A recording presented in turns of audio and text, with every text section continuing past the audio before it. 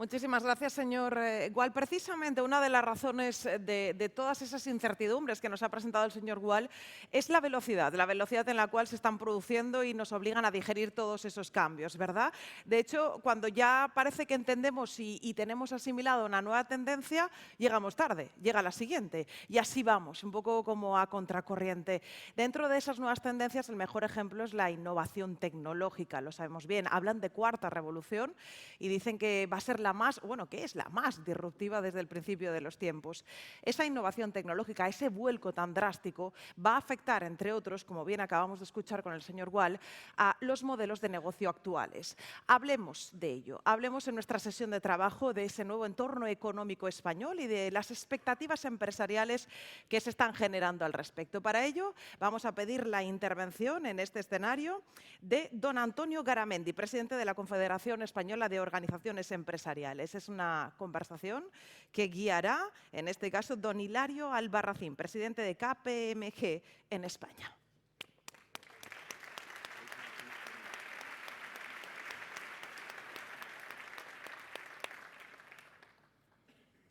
Buenos días, caballeros. Buenos días, sí. Ponte aquí y yo aquí.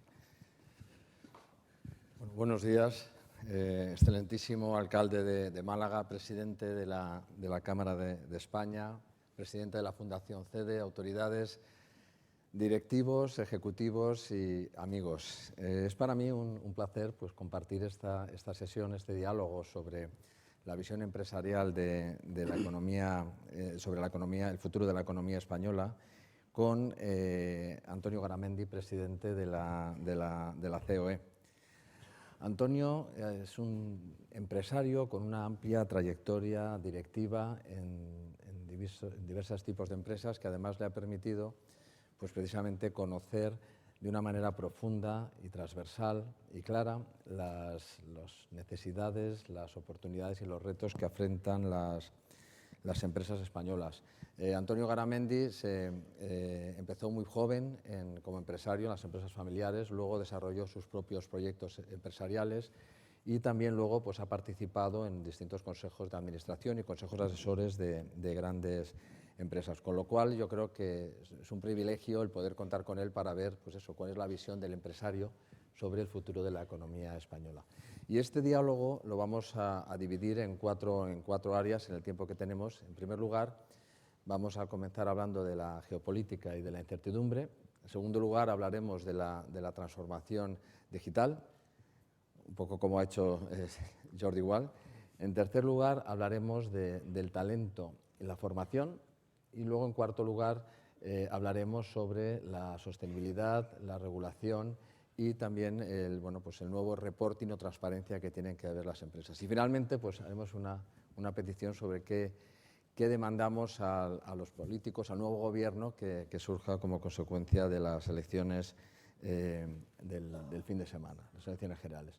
Bueno, hablando de incertidumbre y geopolítica, a nadie se nos escapa que en los últimos tiempos los aspectos geopolíticos y la incertidumbre que ello conllevan pues afectan sobre todo al crecimiento de nuestras empresas y también a la capacidad o la actitud de inversión que tienen nuestros empresarios ante la situación.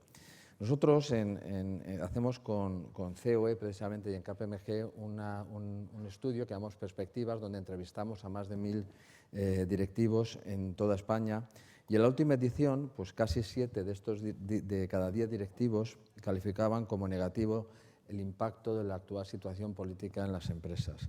Y para casi la mitad, para el 47%, decían que habían paralizado decisiones de inversión. Por otro lado, también en estos próximos días o semanas en España o los próximos meses vamos a vivir, por un lado, como decía, las elecciones generales en España o en los próximos meses pues, situaciones tan importantes como pueden ser las elecciones presidenciales en Estados Unidos en noviembre o cómo termina la situación definitivamente del Brexit, ¿no?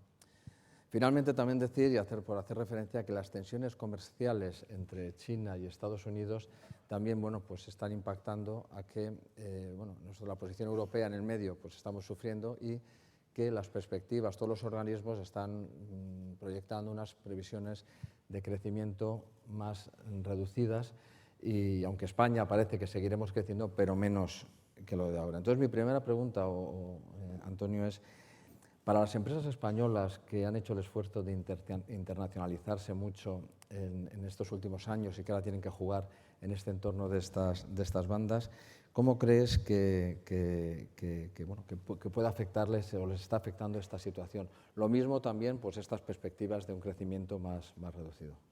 Bueno, primero, muy buenos días, querido alcalde, querido Paco. Trabajamos también en innovación, Transfiere desde hace muchos años en la gran Feria Tecnológica de Málaga. Querido presidente de CEDE, Isidro, y presidente de la Fundación Caixa, muchísimas gracias por la invitación y también muchísimas gracias por la otra invitación que me has hecho y que estoy encantado de participar en el Senado de CEDE, porque yo os tengo que decir, y no es peloteo, que yo creo que hay dos personas a las que yo admiro, y una es Isidro Fainé y el otro es Antonio Garrigues, que también es el presidente del Senado. Por tanto, gracias de verdad por estar aquí y aportaré pues, lo buenamente que pueda, ¿no? Bueno, yo creo que en la introducción que has hecho varios planteamientos y por ir un poco rápido. Es difícil, yo creo que Jordi ha explicado bien las cosas y yo creo que aquí hay gente muy experta. Le estoy viendo a Javier Solana, no sé, estaba hasta aquí ahora, que es una persona que de estos temas que has hablado yo creo que es posiblemente el español que más sabe, ¿no? Pero es verdad, yendo a la práctica, que nos guste o no nos guste, la guerra comercial Estados Unidos-China, que no es una guerra comercial, yo creo que es una guerra mucho más profunda que una guerra comercial, es quién va a mandar en el mundo dentro de 30 años. Y cuando hablamos de los aranceles, los aranceles es la consecuencia, afecta al multilateralismo, joder, siempre me falla la palabra, que nosotros en cambio defendemos de forma expresa, es decir, el mundo abierto, el mundo comercial. Eso está afectando a Europa y con el problema de Europa, es decir, que cuando Europa ya somos los que somos y somos muy pequeñitos, todavía nos encontramos con el Brexit, que le afecta a España de una forma principal. Y yo recuerdo hace un par de años, cuando acompañé a los Reyes al viaje a Londres, es cuando te das cuenta que España es el segundo país inversor en Reino Unido, que en España viven 400.000 británicos, que de los 82 millones de turistas que llegan a España, 18 son británicos, y te das cuenta de la importancia que tiene especialmente para España este tema, ¿no?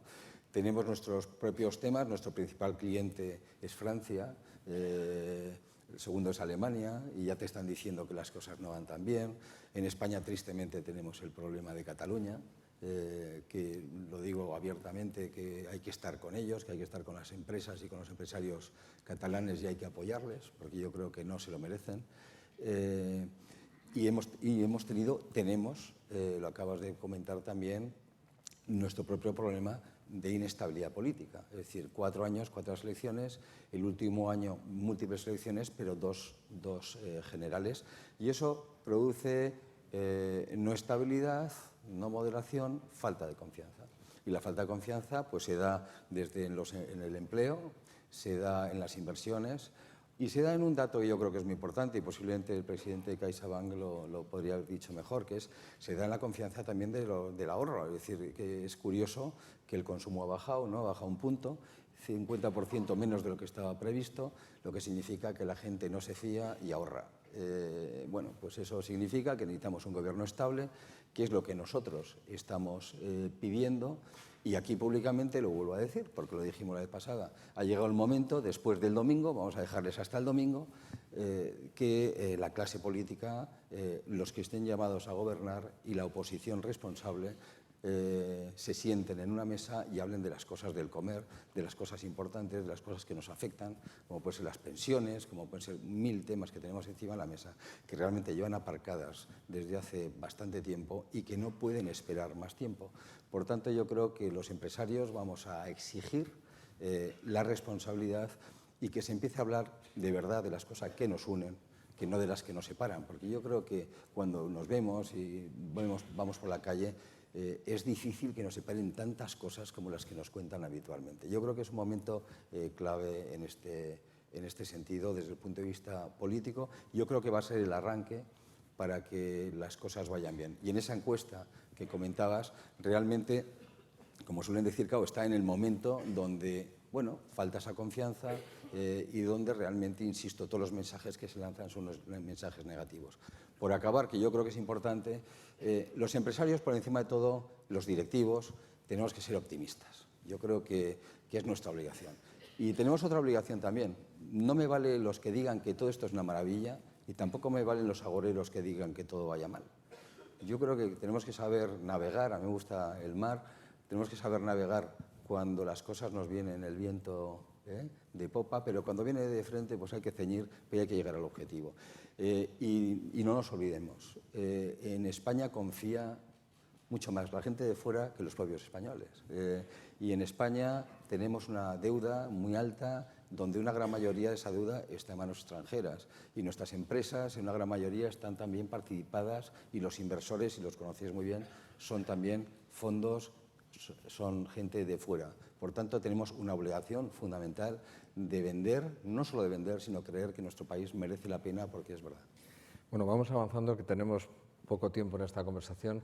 Sobre transformación digital, el segundo de los temas, ya ha hablado Jordi Gual antes de una manera muy profunda, pero básicamente es algo que no se escapa a ninguna de las empresas españolas. Todas están invirtiendo en tecnología, están cambiando sus modelos de negocio, su forma de aproximarse al cliente.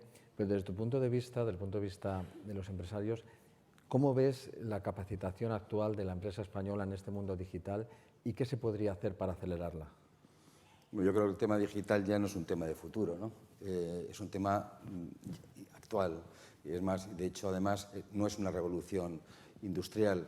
Cuando se habla de la industria 4.0 es que vamos detrás. Es decir, yo creo que es una revolución social y la industria, las empresas, vamos detrás a ver cómo nos adaptamos. De hecho, los niños están mucho más preparados para esa adaptación que nosotros, ¿no? Yo creo que Jordi ha puesto varios puntos encima de la mesa importantes que afectan, o sea, no solo al efecto de la competitividad de las empresas y de esa mejora, que es evidente, sino también otros elementos, como son dónde está la propiedad de los datos, si esos datos van a tener que pagar impuestos o no, porque son un activo hoy en día, dónde está la intimidad de las personas, que yo creo que es la libertad, que yo creo que es otro elemento claro. Y hay un último tema que ha tocado, que yo creo que es muy importante también, o lo voy a vender de otra manera, que es al mismo player, la misma regulación. Es decir, yo creo que otro de los problemas que estamos teniendo en este caso es que hay gente que se está aprovechando de los vacíos legales para hacer competencia desleal a la gente que hace las cosas bien y a la gente que paga los impuestos. Es decir, lo digo, dicho eso, yo creo que todas las empresas ya están, lógicamente, en esa senda de la digitalización. Yo creo que es transversal. Yo creo que necesita, luego hablaremos, por lo que has comentado, del tema de la formación, que creo que es clave. Y creo que la digitalización, nosotros estamos muy lanzados, que pensamos que es una oportunidad, los Objetivos de Desarrollo Sostenible. El alcalde, le he visto que llevaba el símbolo. Yo siempre le digo que llevo la tabla de los elementos, creo que la llevo por aquí, que es la tabla de los elementos, porque es muy difícil si te la dicen que te la repitas, pero es verdad que si ves cada cosa, ves que es poner a las personas en el centro de las cosas. Y la digitalización es una pieza clave para muchos de esos elementos y de competitividad. Y uno de ellos, por ejemplo, que sería pues, el punto 10, ¿no?, de los ODS, que es cuando hablamos de las desigualdades, se está hablando, por ejemplo, de la España vaciada. Pues en estos momentos, en los premios CEPIME, por ejemplo, cantidad de premios se han dado a gente que vive en pueblos que gracias a la digitalización está consiguiendo tener empresas donde se genera esa igualdad. O cuando hablamos del trabajo decente y crecimiento económico, estamos viendo que esa digitalización es clave también para conseguir. Por lo tanto, yo creo que la digitalización es algo que está y es que ya no hay ni que hablar de ella. Yo creo que hay que empezar a hablar de esos derechos porque lo que hay que estar es ya totalmente centrado en el tema. Vamos a hablar brevemente también de una de las derivadas de la digitalización, que es el talento y la formación. Es verdad que los perfiles de las personas que se necesitan y se incorporan a las empresas es muy distinto y además una característica es la velocidad con la que van cambiando esos perfiles. Es decir, las empresas ahora mismo se enfrentan a dificultades para contratar determinados pues perfiles STEM o etcétera, y además pues también para formar o para reciclar, digamos, a los empleados actuales, ¿no? Entonces, ¿Qué cambios o cómo ves tú precisamente los cambios que en el modelo educativo deberían ayudar para precisamente proveer a las empresas los perfiles que se necesitan hoy en día, y también un poco a la forma en que los recursos humanos de las empresas deben tratar estos temas? Yo creo que la formación posiblemente es el tema más importante que tenemos encima de la mesa, pero con toda claridad, porque al final todo va a pasar por la formación. Es decir, todos estos cambios que va viendo tecnológicos, los cambios radicales del mundo, pasan porque todos, yo el primero, nos pongamos en marcha en esa formación. Empezando primero por poner en valor a las empresas, a los empresarios, es decir, ya desde los colegios. Nos guste o no nos guste, y hago una reflexión muy rápida, si vemos una serie de dibujos animados muy divertida, el empresario es un malvado. Si vemos una serie de televisión, también hay un empresario muy divertido, pero es un señor que tiene un bar, que es racista, que es machista, que es egoísta, lo tiene todo. Por lo tanto, primero pongamos en valor qué es la empresa, lo decía Jordi antes, cuáles son sus valores, porque yo creo que es un tema importantísimo con la palabra esfuerzo. Tenemos que trabajar activamente en la formación dual. La formación dual es una formación que en España hablamos siempre de ella, pero realmente no está implementada. Hay que trabajar de verdad donde la empresa tiene que participar, no en dar clases, pero sí en la gobernanza. Lo mismo digo de la formación continua permanente. El mundo de la universidad. Hemos firmado una serie de acuerdos, incluso en el Congreso, con la CRUE, los rectores de las universidades españolas, para hacer un cambio profundo de las universidades, porque ellos mismos son conscientes de estos cambios, ¿no? Por lo tanto, yo creo que la formación es la clave.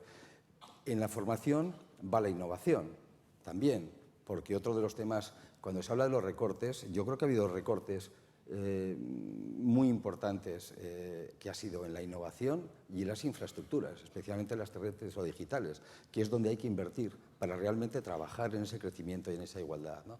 En España, el objetivo de inversión en innovación, en I+D+I, es del 2%, y sin embargo en estos momentos es el 1,4%. Y si nos fuéramos a los acuerdos de Lisboa, debiera de ser el año que viene el 3%, y vamos a seguir en 1,4%.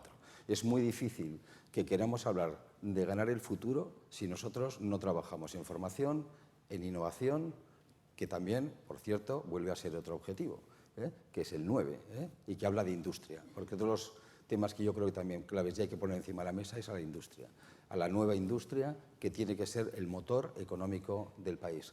Siempre pongo los ejemplos. En mi tierra, en el País Vasco, el PIB industrial supera el 23-24% y el paro es el 10%. Pero voy a poner otro ejemplo y lo pongo también en Burgos. En Burgos el PIB industrial es el 20%, el paro es el 10%. Y es un motor tremendo del resto de actividades. Vale, vamos al último de los temas que teníamos, que era, y que has hablado algo en cuanto a la comunicación, ¿no? Realmente me refiero a la regulación, a la concienciación que los consumidores tienen ahora más sobre los temas medioambientales, la sostenibilidad y también pues, los requisitos que ahora mismo tienen las empresas de ser transparentes en cuanto a la información no financiera. ¿Cómo ves a las empresas ante estos retos ahora que suponen cambios cualitativos en sus procesos productivos o en sus productos o también en su manera de comunicar? Pues yo creo que las empresas que tienen futuro están viendo todo esto como una oportunidad, lo digo sinceramente. Pero además no solo como una oportunidad, sino que además cuando las cosas las haces de esta manera, yo creo que hemos estado en toda la propia conversación hablando también del desarrollo sostenible, ¿no? Y el desarrollo sostenible hace muchísimos años se llamaba humanismo, y es poner a las personas en todos los conceptos, al mundo en el centro de las cosas, ¿no? Y yo creo que cuando esas cosas se hacen así, pues yo creo, Jordi lo ha vuelto a definir, yo creo que es el mejor dividendo que tienes. Y cuando haces eso es cuando realmente te llega el dividendo. Por tanto, yo creo que es el futuro. Y yo creo, hay en estos momentos, por ejemplo, nosotros en COE en estos momentos, y hay un montón de empresas, especialmente las muy grandes, ¿no? Por no decir el IBEX 35, me parece que está también castigado, ¿no?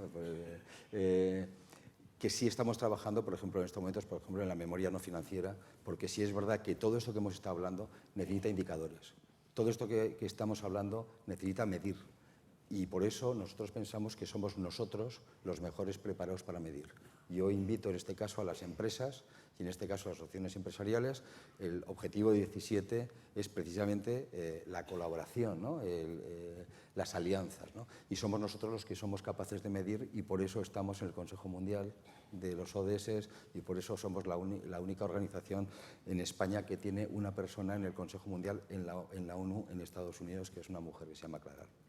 Muy bien, pues ya estamos terminando el tiempo y, como te decía antes, para terminar, y aunque algo has dicho, desde el punto de vista de los empresarios, ¿qué pediríamos al nuevo gobierno que surja tras las elecciones del próximo fin de semana, sobre todo en medidas para favorecer el crecimiento y la creación de más riqueza y de empleo?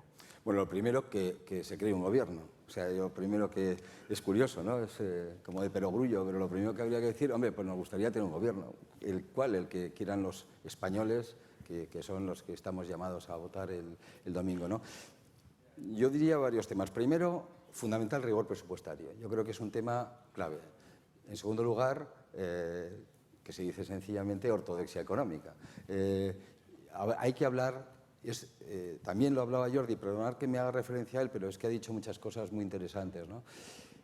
Es tremendo que en el siglo XXI estemos hablando del derecho a la propiedad, pero tenemos que hablar del derecho a la propiedad, porque es que los populismos están atacando directamente el derecho a la propiedad. Nosotros vamos a preparar un estudio, bueno, hemos preparado un estudio en COE, el Instituto de Estudios Económicos, donde demuestra que los países donde se trabaja el derecho a la propiedad son mucho más, tienen mucho más futuro, ya aprovechando la frase del Congreso, que los que no, ¿no? Hay que poner en valor la figura del empresario, lo he dicho antes, hay que hablar de innovación, hay que hablar de infraestructuras, tenemos que hablar de internacionalización. Yo creo que uno de los grandes éxitos de España ha sido de cómo las empresas nos hemos internacionalizado. Hemos pasado del 22 al 34% en el PIB de esa internacionalización. Yo creo que son todos estos, hemos hablado de innovación, hemos hablado de formación, estos son los temas. Y yo creo que hay otro tema también que es cuidado con los impuestos. Y digo cuidado con los impuestos porque en las empresas, aparte de facturar, nos dedicamos a gestionar. Y nosotros pensamos, y lo digo en positivo, que aparte de facturar, que en este caso se llama recaudar, yo creo que el Estado podía hacer esfuerzos de mejor gestión. Y, por ejemplo, uno de estos esfuerzos se llama también unidad de mercado. Yo creo que cantidad de empresas nos vemos envueltas en esos problemas administrativos o esa ruptura de unidad de mercado que realmente hacen o nos dificultan que las empresas crezcan. Y en muchos casos también un trabajo potente para que las empresas pasen de pequeñas a medianas y de medianas a grandes. Porque, y yo lo digo siempre, yo he sido presidente de la pequeña y mediana empresa, he sido presidente de los jóvenes empresarios en su día y ahora soy presidente de todos, ¿no? Pero yo siempre digo que en España ojalá no hubiera el IBEX 35, sino que fuera el IBEX 350. Porque si el IBEX fuera el IBEX 350, realmente todos estos problemas de los que solemos hablar no los tuviéramos, ¿no? Y por último, y muy importante, dos temas, porque es la forma para explicar por qué tenemos más presión fiscal de lo que dicen que tenemos. En España hay un 22% de economía sumergida, insolidaridad en estado puro, social y de dumping a las empresas, cuando en el resto de Europa es el 13%, que ahí es donde se ve ese baremo impositivo. Y en España, que no se habla tan bien, porque se habla solo de otra manera, y yo como empresario digo lo uno, pero que decir lo otro, también hay fraude por absentismo. Y yo creo que también ese fraude por absentismo, y en el caso nuestro, trabajaremos para que se evite. Muy bien, pues ahí quedan esas peticiones. Muchas gracias, ha sido un placer compartir contigo, Antonio, tu visión sobre el futuro de la economía, y muchas gracias a todos los asistentes por su atención. Muchas gracias.